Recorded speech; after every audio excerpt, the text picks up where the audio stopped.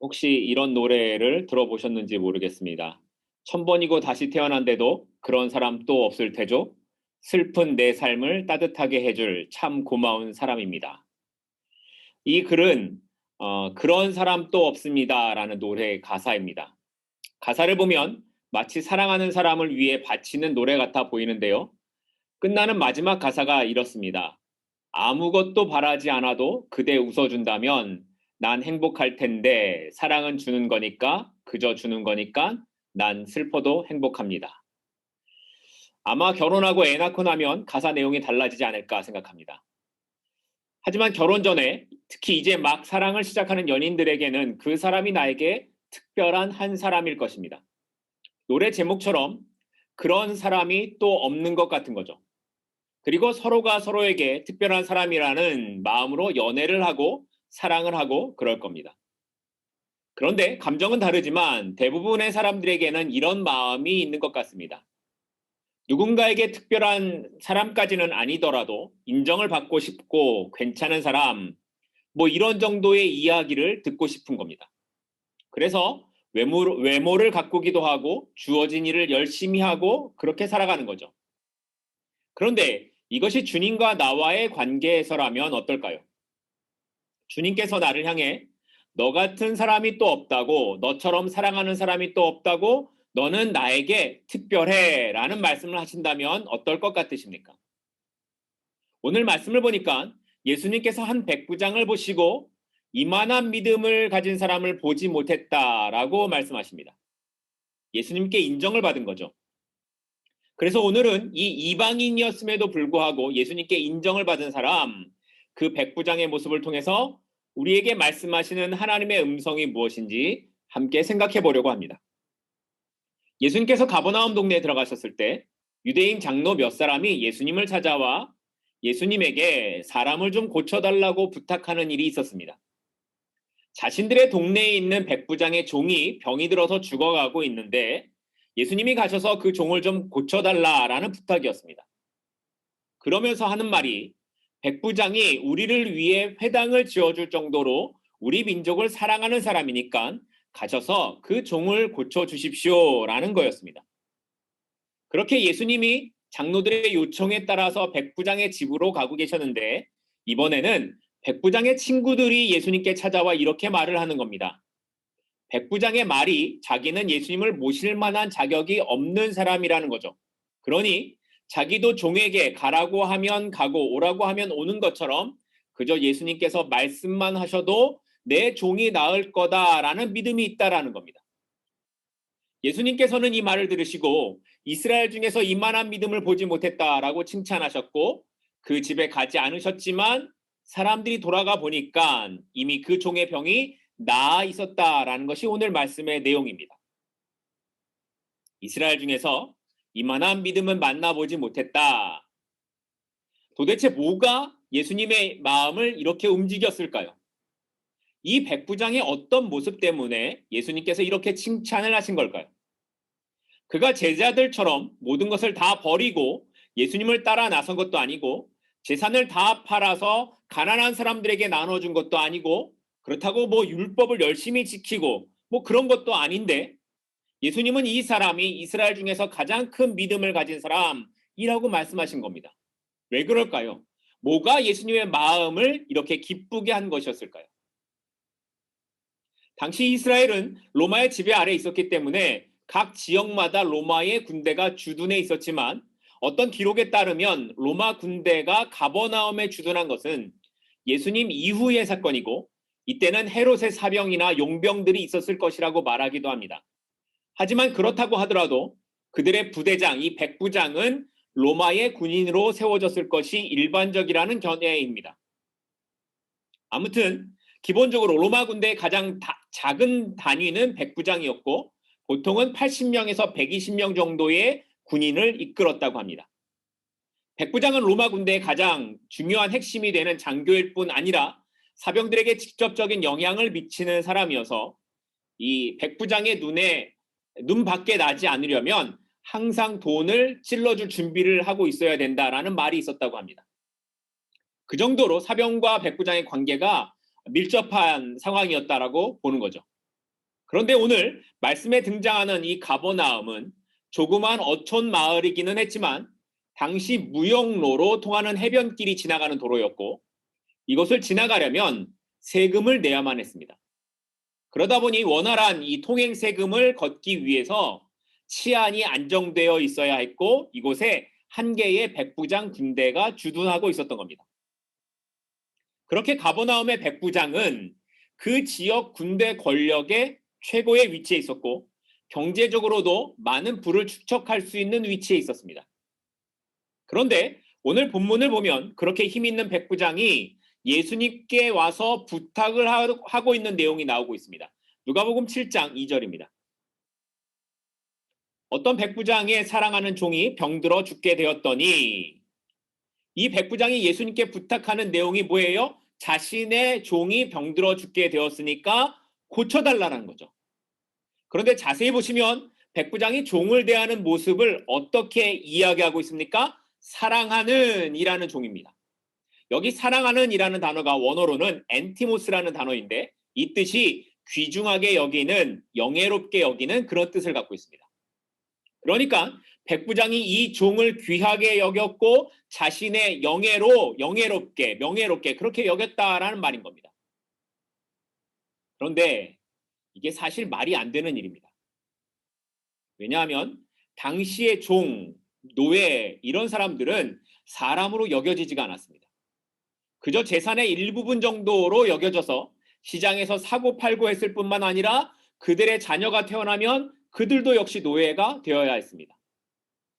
주인들은 종을, 노예를 학대하는 것이 비일비재했고 노예가 다쳐서 치료를 해야 하는 상황이 되더라도 그냥 방치했다고 합니다. 왜냐하면 치료를 하는 것보다 다른 노예를 사는 것이 더 싸기 때문이었다라는 거죠. 그런데 이 백부장은 자신의 종이 아픈 상황이 되자 마태복음에서는 이 병을 중풍병이라고 기록하고 있는데 이렇게 중풍병에 걸려서 아파하니까 이 사람을 고치기 위해 장로들을 보내 예수님께서 고쳐주시기를 요청하고 있는 겁니다. 이런 백부장의 마음은 그가 사용한 단어를 보면 더 확실하게 보여지는데 마태복음과 오늘 본문인 7절에 쓰인 단어는 하인이라는 단어입니다. 우리말로는 그냥 하인이라고 번역하고 있지만 원어로 보면 이게 파이스라는 단어를 쓰는데 이 단어의 뜻이 아이, 자녀 이런 뜻을 갖고 있습니다. 그러니까 백부장이 자신의 종을 어떻게 생각하는 거냐면 이 종을 자기의 아이처럼 자기의 자녀처럼 그렇게 아낀다라는 거예요. 그렇게 귀하게 여기고 아끼고 사랑하는 종이라는 거죠. 그런데 그런 종이 아프니까 예수님에게 장로들을 보내서 내 종의 병을 고쳐주시기를 간청하고 있다라는 겁니다. 그런데 이 부분 때문에 이 장로들을 보냈다라는 이 부분 때문에 마태복음과 누가복음의 해석에 대한 오해가 좀 있습니다. 마태복음은 이 내용을 기록할 때 백부장이 직접 와서 예수님에게 간구하는 것으로 기록하고 있는데 누가는 누구를 보냈다고요? 장로들을 보냈고 또 다시 벗들을 보내는 것으로 그렇게 기록합니다. 그러다 보니까 이 마태복음이나 누가복음이나 두 내용 중에 하나는 잘못된 것이 아니냐라고 생각하는 거죠.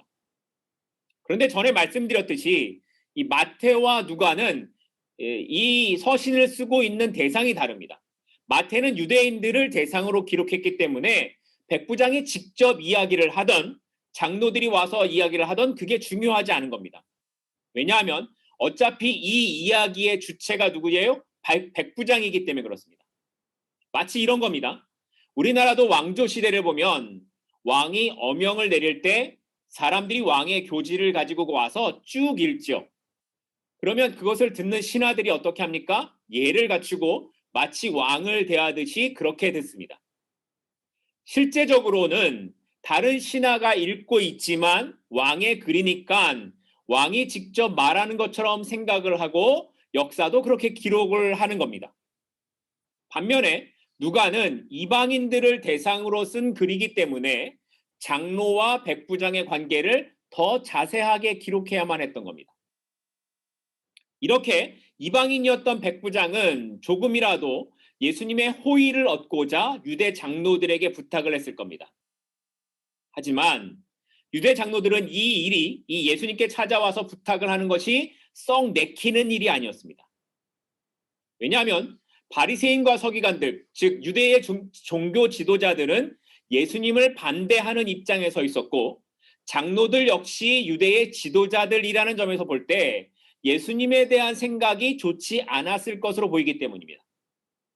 그런데도 이 장로들이 백부장의 부탁을 들어줍니다. 더군다나 자신들의 적이라고 할 수 있음에도 불구하고, 그런 군인임에게도 불구하고 유대 지도자들이 이 백부장의 부탁을 들어주기 위해서 내키지 않는 일을 하고 있다라는 겁니다. 왜 그럴까요? 7장 5절 말씀입니다. 그가 우리 민족을 사랑하고 또한 우리를 위하여 회당을 지었나이다 하니, 앞에서 말씀했듯이 일반적으로 백부장은 무력을 사용해서 식민지를 억압하고 세금을 갈취하는, 한마디로 유대인들을 괴롭게 하는 사람이어야 했는데 이 백부장은 달랐기 때문이라는 거죠. 그가 뭘 했다고요? 우리를 위해서 회당을 지었다라는 겁니다. 인터넷을 검색해 보시면 이 가버나움 회당이 사진으로 나와 있는데, 이 정도의 건물을 자기의 사비를 들여서 짓는 것은 만만한 일이 아니었을 겁니다. 아마도 자신의 재산 중 상당한 부분을 사용해야 했을 것입니다. 그런데도 그가 식민지 사람들을 위해서 회당을 지은 겁니다. 게다가 장로들이 보기에 이 백부장은 우리 민족을 사랑하는 사람이라는 생각이 들 정도의 그런 행동을 하고 있었다라는 거죠. 그러니 그의 부탁을 거절할 수도 없었고 그를 위해 예수님에게 찾아와 그들이 부탁하고 있었던 겁니다. 이렇게 본문에 나타난 백부장의 삶의 모습은 다른 이들과 달랐습니다.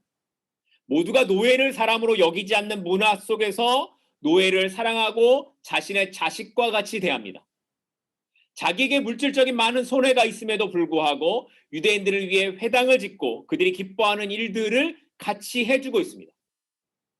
그래서 유대인들이 생각하기에도 그는 우리를 사랑한다라는 생각이 들 정도의 그런 사람이라는 겁니다. 그는 이해관계가 다름에도 다른 민족을 사랑했고 자신의 종을 아들과 같이 사랑한 특별한 사람이었던 겁니다. 이것이 백부장이 가진 특별함, 그의 사랑하는 마음이라는 것입니다. 백부장의 특별함 두 번째는 겸손함이 있었다라는 데 있습니다. 앞에서 말하는 것처럼 그는 자기의 사비를 털어서 회당을 지었고 율법까지도 잘 이해할 정도로 유대교에 대한 이해가 깊었던 사람으로 보입니다. 그래서 오늘 말씀을 보면 예수님께서 자기의 종을 고쳐주기 위해 자기 집으로 오신다는 소식을 접하게 되자 그는 자신들의 친구들을 보내 예수님께서 자기의 집으로 오시는 것을 감당하지 못하겠다라고 말을 합니다. 7장 6절인데요. 예수께서 함께 가실새 이에 그 집이 멀지 아니하여 백부장이 벗들을 보내어 이르되 주여 수고하지 마옵소서 내 집에 들어오심을 나는 감당하지 못하겠나이다. 이렇게 백부장이 예수님께서 자기의 집에 오는 것을 만류하는 이유는 유대인들이 이방인들과 접촉하는 것을 꺼려한다는 것을 알기 때문이었습니다. 그래서 예수님이 자기의 집에 오는 것이 오히려 그분을 곤란하게 만들 수 있다라고 생각했던 거죠. 이미 예수님은 세리들과 함께 식사한 것 때문에 바리새인들에게 비난받으셨던 사건이 있었습니다. 그리고 그 작은 동네에 사는 백부장은 그런 사건에 대해서 잘 알고 있었을 것입니다. 그래서 백부장은 예수님께서 이방인인 자기의 집에 오시는 것이 그분을 더 곤란하게 만들 수 있다라고 생각했던 겁니다. 물론 이 모든 것을 무시하고 사실 그는 얼마든지 예수님을 억지로 오게 할 수 있는 힘이 있었습니다. 다른 사람들이라면 장로들을 보내지 않고 군사들을 보내서 예수님을 데려오는 것이 나의 권위를 행사하는 것이고 나의 위치에 맞는 것이다 라고 생각을 했었을 것입니다. 하지만 이 백부장은 그렇게 하지 않았고 예수님께 부탁을 하고 예수님을 존중하는 모습을 보여주고 있는 겁니다. 심지어 장로들이 말하기를 예수님께서 그런 부탁을 들어줄 만한 가치가 있는 사람이라고, 이 사람은 그런 사람이라고 말을 하지만 그는 오히려 자기를 향해 나는 가치가 없는 사람이라고 예수님께서 오실 만한 그런 가치가 없는 사람이라고 이야기를 합니다. 누가복음 7장 4절과 7절 말씀인데요. 4절과 7절 말씀입니다. 이에 그들이 예수께 나와 간절히 구하여 이르되 이 일을 하시는 것이 이 사람에게는 합당하나이다. 또 7절인데요. 그러므로 내가 주께 나아가기도 감당하지 못할 줄을 알았나이다. 말씀만 하사 내 하인을 낫게 하소서.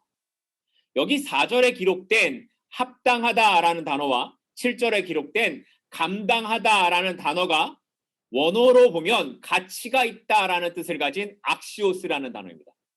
그러니까 우리말로 번역은 다르지만 같은 한 단어 악시오스라는 단어를 쓰고 있어요. 그러니까 장로들은 백부장이 그럴 만한 가치가 있다라고 말하고 있는데 오히려 백부장 그는 스스로 말하기를 나는 자격이 없다, 그럴 만한 가치가 없다라고 고백하고 있는 겁니다. 내가 당신의 종족 이스라엘 사람들을 위해 이런 일을 했다고 내세우는 것이 아니라 나는 당신 앞에서 가치가 없는 사람이라고 고백하고 있는 겸손의 모습을 보여주고 있다는 거죠. 나는 주님께 나아갈 만한 가치가 없는 사람입니다. 이것은 마치 베드로가 많은 물고기를 잡고 난 뒤에 예수님께 엎드려 나를 떠나소서 나는 죄인입니다 라고 고백한 그 모습과 비슷해 보입니다. 주님 앞에서 자신의 모든 것들이 무가치함을 보고 고백하는 모습, 주님 앞에서 나는 아무것도 아닙니다를 고백하는 모습은 정복자인 로마 군대의 백부장에게서는 상상할 수 없는 모습입니다. 그에게는 군사적인 힘이 있고 권력이 있고 지위가 있고 재물이 있고 그런 것들이 있었음에도 그는 예수님 앞에서 나는 무가치한 자라고 겸손함으로 엎드리고 있는 거죠. 심지어 주변 사람들이 당신은 가치가 있다라고 말을 하지만 자신은 나는 아니라고 자신을 드러내지 않고 있다라는 겁니다. 그런데 사람들은, 아니 우리들은 스스로 가치 있는 사람임을 증명하려고 애를 쓰고 살아가고 있습니다. 내가 이 정도의 사람이라고 보여주려고 하고 없는 가치를 만들어서라도 나는 이렇다를 보여주려고 합니다. 하지만 사람들이 당신 정도면 됐다고 할 때, 당신 정도면 괜찮다고 말할 때가 조심해야 할 때입니다. 내 스스로 생각하기에 이 정도의 헌신과 열심이면 충분하지 않을까를 생각하는 그때가 추락하는 길로 가는 때라는 것입니다. 우리가 무엇을 해도 여전히 우리는 십자가 앞에서 가치가 없는 사람입니다. 나의 가치로 구원을 이룰 수 없고 나의 가치가 십자가를 대신할 수 없기 때문입니다. 우리는 가치가 없지만 주님의 가치로 인해 우리는 가치 있는 인생이 되었다고 고백하는 것이 그것이 바로 신자의 모습이기 때문에 그렇습니다. 여러분은 가치가 있는 사람이십니까? 여러분의 힘으로, 여러분의 능력 때문에, 여러분이 가진 무엇 때문에 가치가 있기를 원하십니까? 아니요. 우리의 가치는 십자가에서 나타나는 겁니다. 백부장은 그렇게 자신의 모습을 보는 사람이었고 겸손을 아는 사람이었던 겁니다. 이제 살펴볼 백부장의 특별함 세 번째는 예수님에 대한 이해가 남달랐다라는 데 있습니다. 누가복음 7장 7절 마지막 부분과 8절 말씀인데요. 말씀만 하사 내 하인을 낫게 하소서 나도 남의 수하에 든 사람이요 내 아래에도 병사가 있으니 이더러 가라 하면 가고 저더러 오라 하면 오고 내 정도로 이것을 하라 하면 하나이다. 놀라운 것은 그가 이방인이었음에도 불구하고 예수님에 대한 이해가 남달랐다라는 겁니다. 7절 마지막을 보면 말씀만 하사 내 하인을 낫게 하소서라고 하고 있는데 킹 제임스 성경을 보면 이 영어 성경을 보면 이 단어를 a word 이렇게 번역을 합니다. 무슨 말이냐면 그냥 주님께서 어떤 말씀이든 하나만 하시면 끝난다라는 거죠. 예수님께서 직접 오지 않으셔도 그 말씀에 병이 낫게 되는 힘이 있다라는 것을 믿고 고백하고 있는 겁니다. 주님의 말씀의 권위가 그 병까지도 복종하게 하는 힘이 있다라는 것을 백부장이 믿고 고백하고 있는 거예요. 이미 백부장은 가버나움에서 예수님이 행하신 일들을 들어서 잘 알고 있었을 것입니다. 예수님께서 가르치는 말씀에 권위가 있고 그 권위에 귀신이 나아가고 병든 사람이 고침을 받고 하는 것들을 그는 알고 있었고 그 말씀에 대한 믿음이 이방인이었지만 그에게 있었다라는 겁니다. 그러니까 자신의 경험을 빗대어 권세가 있는 사람의 말이 어떤 힘이 있는지를 설명하고 있는 겁니다. 내가 부하들에게 오라고 하면 오고 가라고 하면 가는 것처럼 예수님께는 그 병을 다스리는 권세, 힘이 있음을 고백하고 있는 겁니다. 그래서 자기의 벗들을 보내어 예수님께서 오시는 것을 만류하는 겁니다. 오셔서 직접 손을 얹지 않으셔도 단지 계신 그곳에서 말씀 한마디만 하셔도 자신의 종은 충분히 살릴 수 있다라는 확고한 믿음이 그에게 있었다라는 겁니다. 그리고 벗들을 보내 말하는 이런 내용들은 아마도 유대 장로들에게 부탁했을 때에도 그렇게 했던 것으로 보여집니다. 하지만 유대 장로들은 예수님이 어떤 분이신지를 몰랐기 때문에 예수님께서 직접 가셔서 고쳐달라고 청했던 것인 거죠. 그러니까 이방인인 백부장은 예수님께서 어떤 분이신가에 대한 확실한 이해와 믿음을 갖고 있었던 반면에 정작 유대 장로들은 예수님에 대한 이해도 없고 믿음도 없었다라는 것을 누가가 지적하고 있는 겁니다. 이렇게 오늘 말씀에 등장하는 백부장의 특별함은 그가 사랑을 보여주고 그런 삶을 살고 있으며 겸손한 사람이며 예수님에 대한 이해와 믿음을 갖고 있었다라는 것을 말합니다. 그래서 예수님은 이스라엘 중에서 이런 사람이 없다고 칭찬할 정도, 아니 예수님께서 놀라실 정도라고 표현할 정도의 그런 특별한 사람이었던 겁니다. 그래서 오늘 말씀에 이런 교훈들을 보게 되면 우리도 백부장과 같은 사랑과 겸손함으로 주님께 대한 믿음으로 살아가자가 말씀의 결론인 것 같습니다. 물론 오늘 본문은 그 말씀을 이야기하는 것이 사실이기도 합니다. 그런데 여기서 우리는 한 가지 더 생각해 봐야 하는 것이 있습니다. 예수님께서 이 말씀을 누구에게 하고 계시는가 하는 겁니다. 7장 9절 말씀을 다시 한번 보시면 예수께서 들으시고 그를 놀랍게 여겨 돌이키사 따르는 무리에게 이르시되 내가 너에게 이르노니 이스라엘 중에서 이만한 믿음은 만나보지 못하였노라 하시더라. 예수님께서 누구에게 말씀하세요? 무리에게 따르는 무리, 유대인들에게 말씀하시는 겁니다. 자 봐라, 이 믿음을 봐라. 너희는 이런 믿음이 있냐고 유대인들에게 물으시는 거죠. 너희는 나를 따르는 제자라고 하고 율법을 알고 있는 유대인들인데 너희는 이 사람과 같은 믿음이 있느냐라고 말하고 있는 겁니다. 너희가 말하고 있는 그런 믿음이란 어떤 것이냐를 묻고 계시는 거죠. 그런데 이방인인 이 사람에게 이런 놀랄만한 믿음이 있지 않냐고, 너희의 믿음은 이와 비교할 때 어떤 믿음이냐고를 말씀하고 계시는 겁니다. 누가복음 6장 43절, 44절 말씀을 좀 보겠습니다. 못된 열매 맺는 좋은 나무가 없고 또 좋은 열매 맺는 못된 나무가 없느니라. 나무는 각각 그 열매로 아나니 가시나무에서 무화과를 또는 찔레에서 포도를 따지 못하느니라. 또 6장 46절 47절인데요. 너희는 나를 불러 주여 주여 하면서도 어찌하여 내가 말하는 것을 행하지 아니하느냐. 내게 나와 내 말을 듣고 행하는 자마다 누구와 같은 것을 너희에게 보이리라. 지금 읽은 누가복음 6장은 지난 2주 동안 우리가 살펴본 대로 평지 설교를 통해서 제자들이 살아가는 삶의 방식에 대해 예수님이 말씀하신 내용, 그 마지막 부분입니다. 그런데 지난주 우리가 살펴본 예수님의 말씀이 뭐였습니까? 원수를 사랑하고 선대하고 그를 축복하고 하나님의 자비하심으로 자비한 사람이 되라라는 거 아니었습니까? 그래서 참 어려운 내용이고 설교도 어려워서 제가 뺨을 맞으러 다녀야 되나 그런 얘기했던 거 기억하실 겁니다. 그런데 그 말씀의 마지막 내용, 그 말씀의 결론이 지금 읽은 43절부터 47절까지 말씀입니다. 나무는 각각 그 열매로 아나니 어찌하여 내가 말하는 것을 행하지 않느냐라는 거죠. 믿음은 그 열매로 안다라는 겁니다. 믿음은 말로만 하는 것이 아니라 내 말을 듣고 행하는 자가 믿음이 있는 사람이다라는 겁니다. 그런데 이런 삶을 살아가는 사람이 있다? 그 사람이 누군지 아냐? 그 사람이 바로 이방인 이 백부장이다를 보여주고 있다는 거예요. 그의 삶을 보면 전혀 이익이 생기지도 않는데 자기 사비를 털어서 회당을 주어줍니다.